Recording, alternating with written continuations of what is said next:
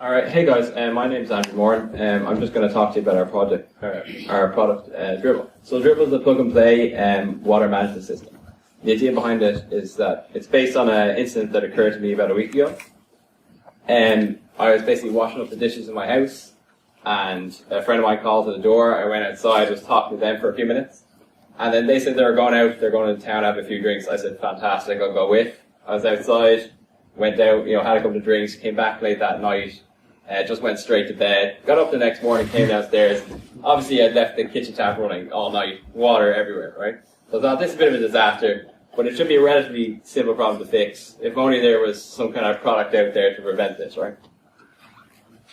So the solution we came up with, and it was based on a really basic idea, that we could just sense the outflow of water from the tap, build a simple sensor that will just monitor that, record a time, set some kind of arbitrary number, so maybe like 10 seconds for a kitchen tap or 10 minutes for your shower or whatever it is. And then this will just automatically trigger like either a notification to you that the tap is still running, or maybe turn like a servo that will switch off the water flow. So we came up with like two prototypes. The first being a plug-and-play system you can put into your onto your tap. So essentially, you'd walk into Tesco or hardware store, you'd buy like a set of these, basically they're like little plug-ins for your tap. So you'd be able to unscrew your tap, screw in ours. Inside that there's a little capacitor, so when you turn the tap, there's a change in voltage that is monitoring. That will signal wirelessly to a central hub saying that the tap is on, start the counter, send a notification if necessary.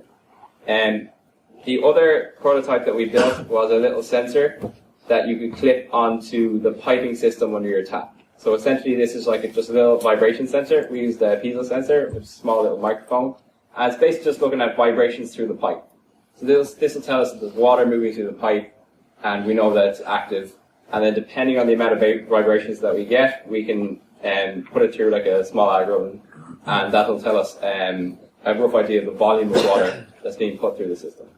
So with all this information, the idea behind these things is that they're small, they're cheap, you can easily install them into your house yourself. You don't need a plumber, you don't need an engineer. You can just buy them in the shop and set them up. These will feed wirelessly into our central hub. The central hub will collect and correlate all the information that it's getting from these sensors that you have around your house. So through this, you'll get like better control over the water management in your home or even in your business or office. And you'll be able to see what time is the water being used, where is it being used, what appliances are using the most water. Maybe there's wastage here, like your roommate's taking a half-hour shower every day. Like anything that will give you a bit of control over the amount of water that you're using. And basically, if these are just simple things you can buy yourself, you don't have any installation costs, you're not retrograding your whole plumbing system just to get a bit of data. And so the market that we saw is basically the domestic and the export market. So domestically speaking, that incident I had in my kitchen is really just an environmental problem. Bit of water damage, but it wasn't too bad. In a few months' time, they bring the water charges. There could be a big financial cost to that as well. And so basically we thought that in the Irish market, you've got 1.5 million households. So even if just 2% of them bought that product, that's 30,000 homes that would have our particular product in there. And then in the export market, you've got regions of the world where water already is a really precious commodity. So we're talking like Middle East. We saw in California recently there was a huge drought. So basically there is like a demand for kind of water usage and water management systems. Now there is water management systems out there, so you can already get water management systems. The problem with them is that they involve retrograding. So basically there's a whole rigmarole behind getting systems in. You need like plumbers, engineers to set up your whole system. The advantage of ours is that we condense all of the equipment into just a simple screw-on tap or a clip-on for your pipes, and you can do it yourself. So thanks very much. I'd like to thank the organisers of the Hardware Hackathon for providing us with this space, and a particular shout out to the Intel guys for helping us troubleshoot, and the Natural Instrument guys for helping us with some of the hardware. If anyone has any questions, I'd like to take them.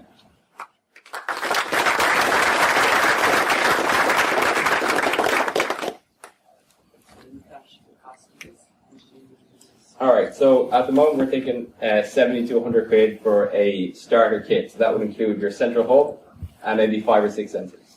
And then you could theoretically buy the sensors yourself. So if you were just worried about your 10-year-old kid leaving the tap on in the bathroom, you could just buy the tap sensor for maybe 10 to 20 euro and screw it in and work it yourself.